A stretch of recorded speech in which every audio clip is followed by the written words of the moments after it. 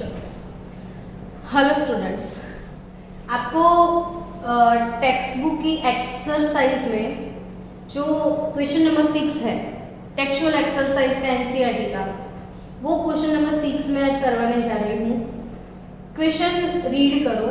How many ml of 0.1 molar HCl are required to react completely with 1 gram mixture of Na2CO3 and NaHCO3 containing equimolar amount of what?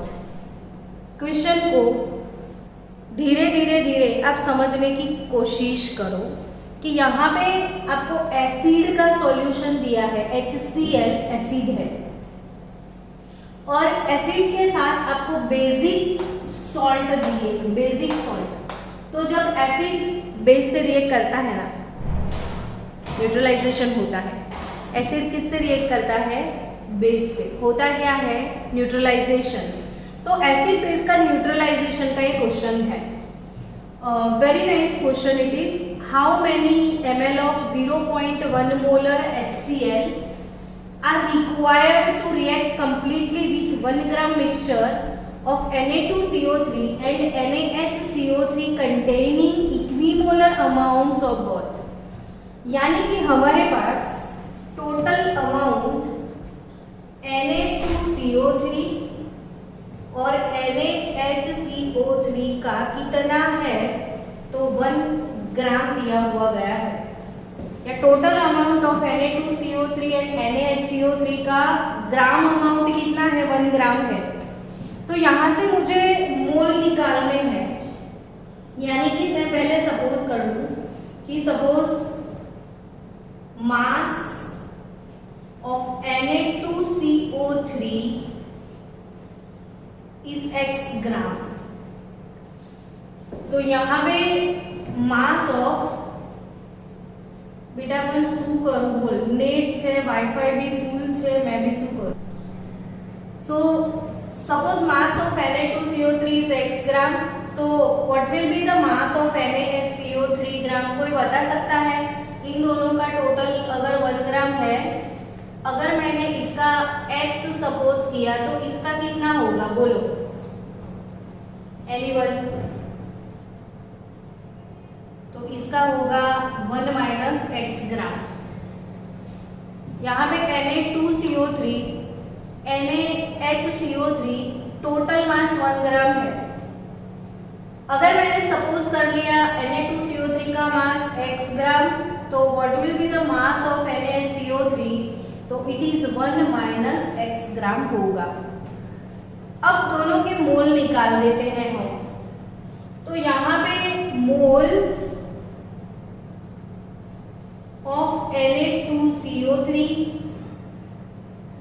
और moles of NaHCO3, मोल कैसे निकालते हैं? तो weight upon molar mass. तो weight upon molar mass से हमको क्या मिल जाएंगे? मोल।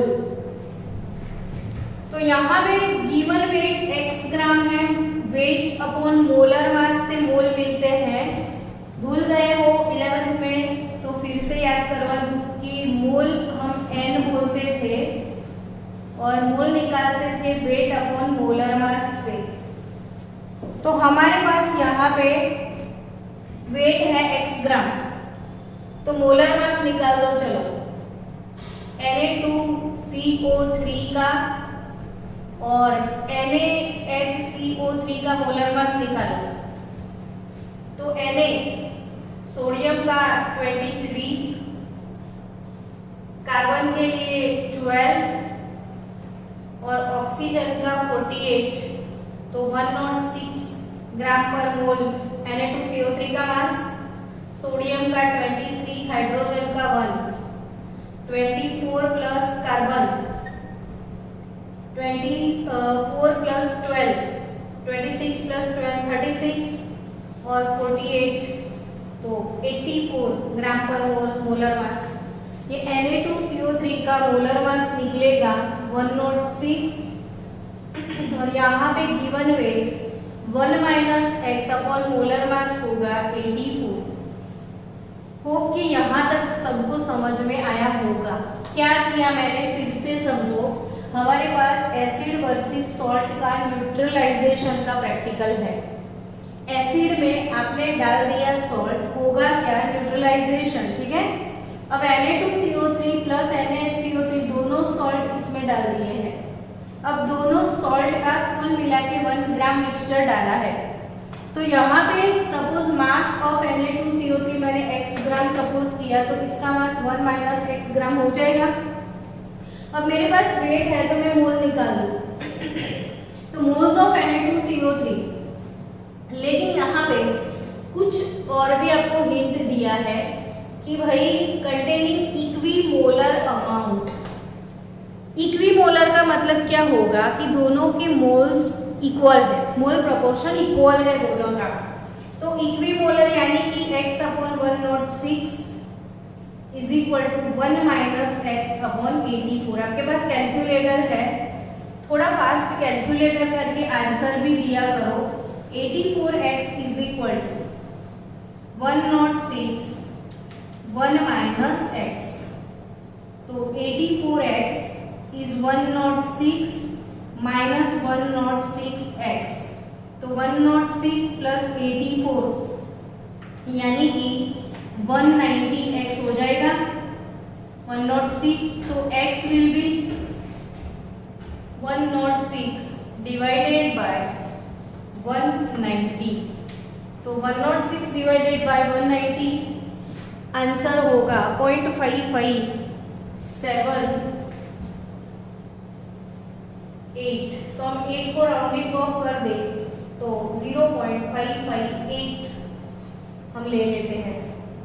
तो इतने मोल हमारे पास x आ गया, या 0.5578 पर चलो ना 8 को निकाल दो तो 0.558 ये है x हमारा। चलो अब x आ गया हमारे पास, तो यानी कि हमारे पास x आ गया तो मास ऑफ Na2CO3 या मोल्स मिल जाएंगे। तो मोल्स ऑफ Na2CO3 उसके मोल मिल जाएंगे आपको। तो कितने मोल, तो x अपॉन 106 जितने, यानी कि 0.558 अपॉन 106। तो कितने मोल मिलेंगे उसको, तो 0.0052 0.005264 0.0056 हो गए। अब NaHCO3 के भी मोल निकालने हैं आपको। तो यहाँ पे NaHCO3 के मोल कैसे निकालोगे, तो 1 माइनस एक्स यानी कि 1 माइनस 0.558 अपॉन 84। तो उसके मोल 1 माइनस 0.558 अपॉन 84। चलो आंसर फास्ट, तो 0.00526, क्योंकि वैसे भी ये तो इक्विमोलर था, वैसे ही बोला ही था, तो दोनों के मोल तो सेम ही आने वाले हैं ना। तो दोनों के मोल हमारे पास सेम आ गए। अब यहाँ पे आपको न्यूट्रलाइजेशन इक्वेशन लिखना पड़े कि Na2CO3 है, ये डायबेसिक सॉल्ट है, इसकी वैलेंसी फैक्टर 2 है, n फैक्टर। तो 2 मोल HCl की रिक्वायरमेंट होगी। वैसे भी पता चलता है Na2 है तो Cl भी 2 चाहिए, और बनेगा क्या, तो 2 मोल NaCl, 2 मोल NaCl के साथ बनेगा H2CO3। 2 मोल NaCl के साथ क्या बनने वाला है, H2CO3। फिर NaHCO3, तो उसका बाद में इक्वेशन लिखते हैं, या फिर इसकी कैलकुलेशन भी कर लेते हैं। तो ये इक्वेशन आपको क्या सजेस्ट करता है बच्चों कि यहाँ पे चलो यहाँ पे Na2CO3 1 मोल है, तो 1 मोल Na2CO3 requires 2 mole HCl। 1 mole of Na2CO3 require 2 moles of HCl। तो आपके पास 0.00526 मोल Na2CO3 है, तो कितने मोल HCl की जरूरत पड़ेगी? तो यहाँ पे 0.00526 इंटू 2 यानी कि 0.00526 इंटू 2, तो टोटल मोल कितने चाहिए? तो 0.010।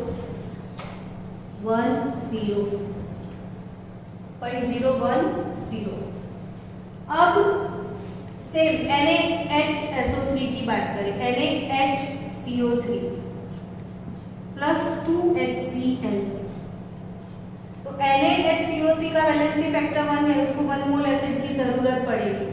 तो यहाँ पे NaCl प्लस H2CO3 को आप H2O प्लस CO2 भी लिख सकते हो, ये कार्बोनिक एसिड है, तो ऐसे भी आप लिख सकते हो।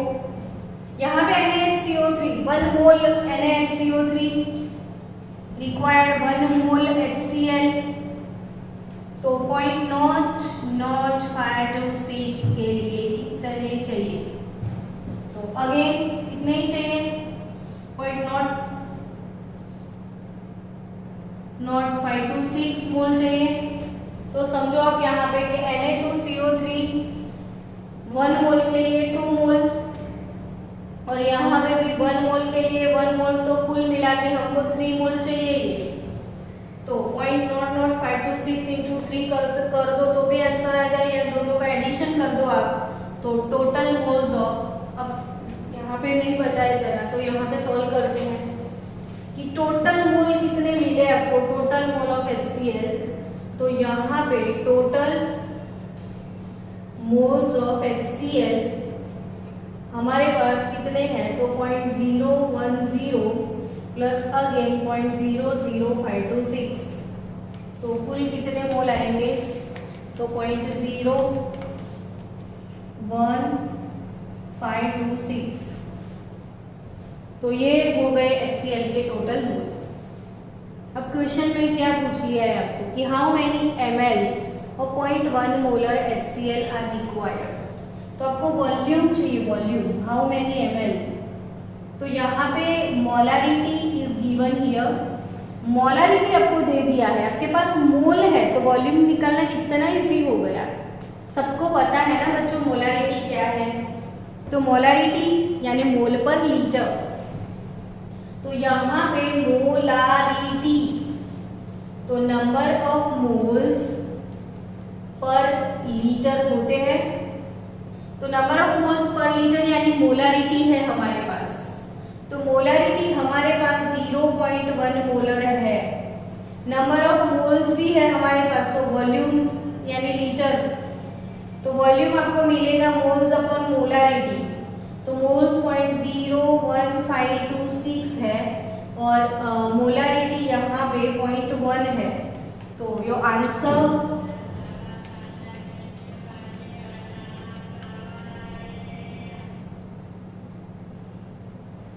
यहाँ 0.00526 क्या नहीं करता। ओके, यहाँ पे moles, total moles of HCl 0.0105 plus 0.00526, तो दोनों का टोटल हो जाएगा 0.01576। अब मोलारिटी क्या है? तो मोल अपॉन लीटर, तो यहाँ पे मोल 0.01576 अपॉन 0.1 करोगे तो 0.1576 लीटर आता है आपका आंसर, और उसको ml में कन्वर्ट करो तो 157.6 ml इज अवर आंसर। तो थोड़ा बहुत यहाँ पे डिजिटल प्रॉब्लम आ सकता है, लेकिन मैथडोलॉजी यही रहेगा।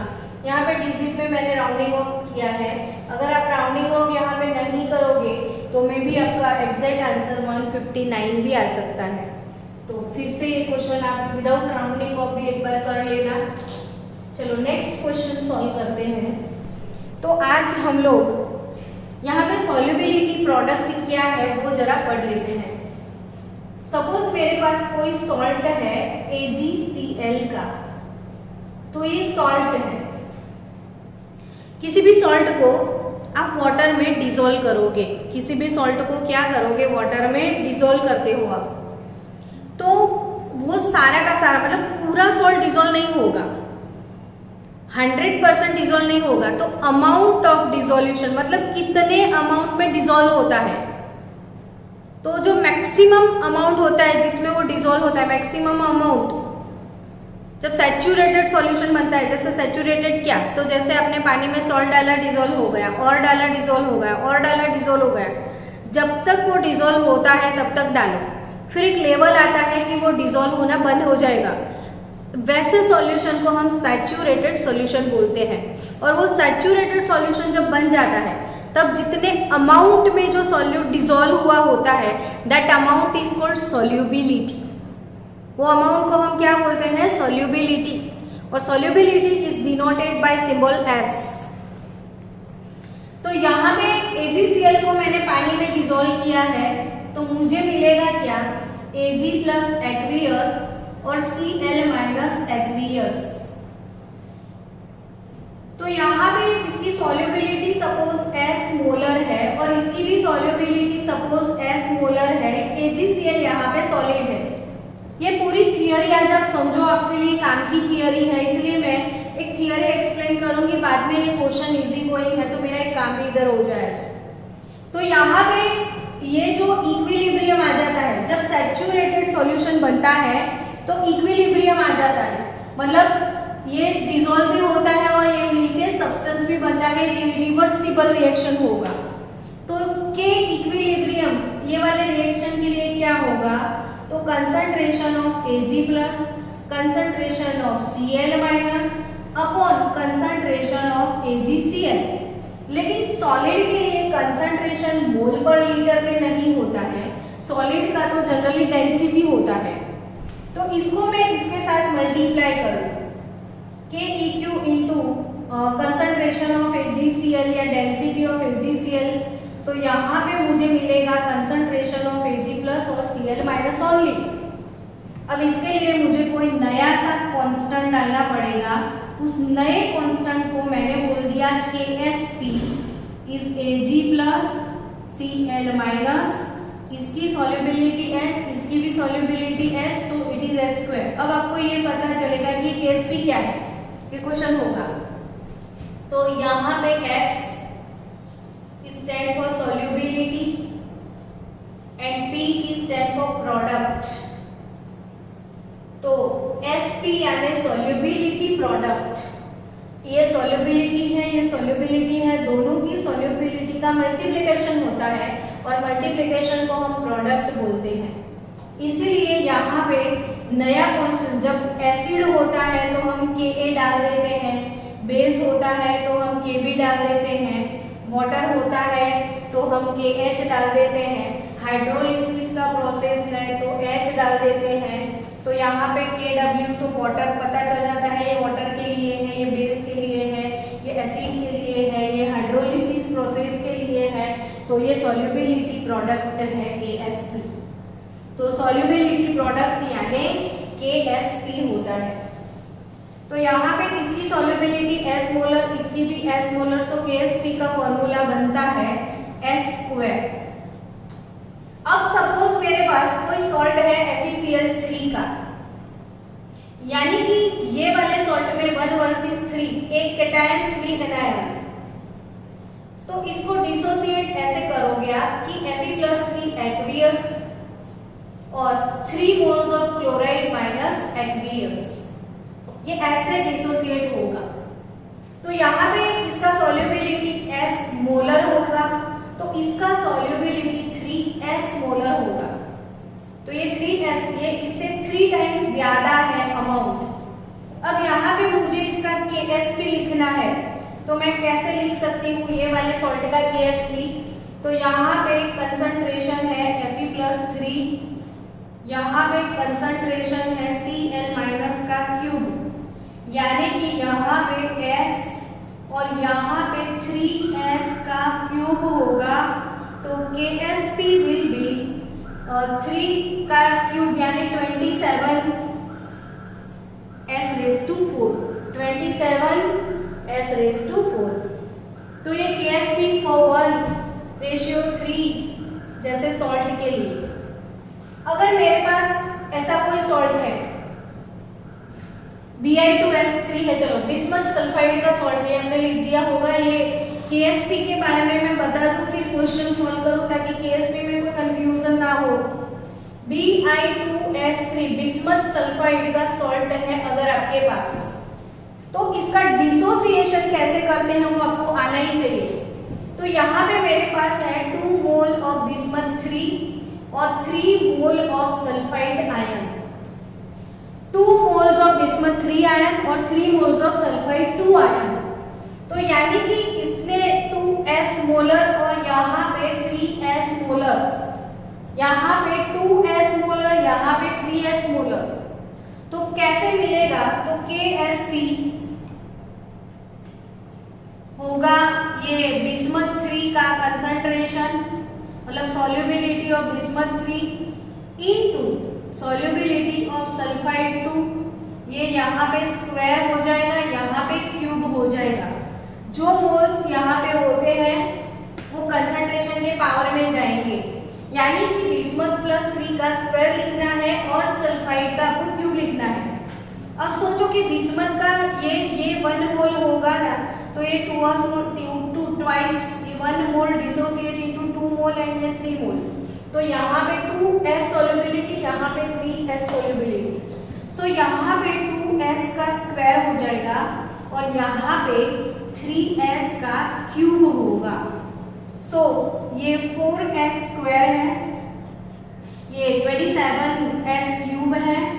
तो 27 इंटू 4 कितना होता है, आई थिंक 108 होगा और s रेज टू 5 होगा। तो 108 s रेज टू 5, तो एक बिस्मथ सल्फाइड का KSP। तो अब KSP क्या है वो आई थिंक समझ में आ गया है। तो KSP is nothing but solubility product है ये। तो चलो अब हमारे क्वेश्चन की तरफ जाते हैं। ये जो सॉल्युबिलिटी S होती है ना, सॉल्युबिलिटी S वो मोलारिटी में होती है, मोल पर लीटर में होती है।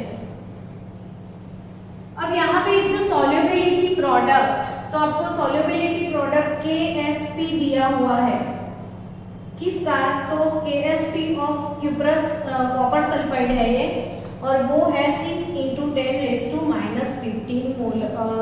वैल्यू तो यूनिटलेस, कभी कभी यूनिटलेस भी होगा ये। तो यहाँ पे solubility product 6 × 10⁻15। Calculate the maximum molarity of cuprous sulphide in aqueous solution. तो क्यूप्रस सल्फाइड तो Cu+2 एक्वियस और S-2 एक्वियस होगा, यानी कि इसकी सॉल्युबिलिटी S मोलर है और इसकी सॉल्युबिलिटी भी S मोलर है। तो what will be the formula of KSP here, तो concentration of Cu2 and concentration of S-2। तो कंसंट्रेशन ऑफ Cu2 आपके पास S तो S स्क्वायर बन जाएगा ये। तो आपके पास KSP है 6 × 10⁻⁻15 is equal to S square. तो S इज इक्वल टू √6 × 10⁻⁻15 होगा।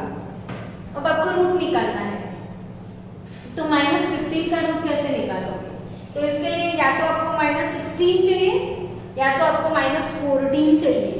तो आप इसको इवन नंबर में कैलकुलेट मतलब कन्वर्ट कर दो 15 से 14 में या 15 से 16 में, वॉट एवर यू लाइक। आपको कहाँ पे जाना है तो हम 16 में चले जाते हैं। चलो तो यहाँ पे ऐसे मूव होना होता है ना, 16 में आना है तो 60 कर दे, एक 0 डाल दे, 6.0 × 10⁻⁻15 आप उसको समझो। तो यहाँ से आपको मूव होना है ऐसे एक डिजिट, तो ये डिजिट इधर आ जाएगा, तो 60 × 10⁻16 हो जाएगा। तो ये हो गया 60 × 10⁻16। सो स्क्वायर रूट ऑफ 60 क्या होता है देख लो। तो स्क्वायर रूट ऑफ 60 7.74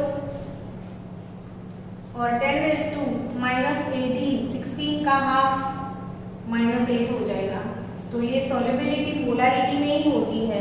तो ये मोलर कंसंट्रेशन आपका आ गया। तो ये वाला क्वेश्चन जो 27 है उसको ऐसे आपको सॉल्व करना है। तो नेक्स्ट क्वेश्चन मुझे बताओ कौन सा डाउट है बोलो।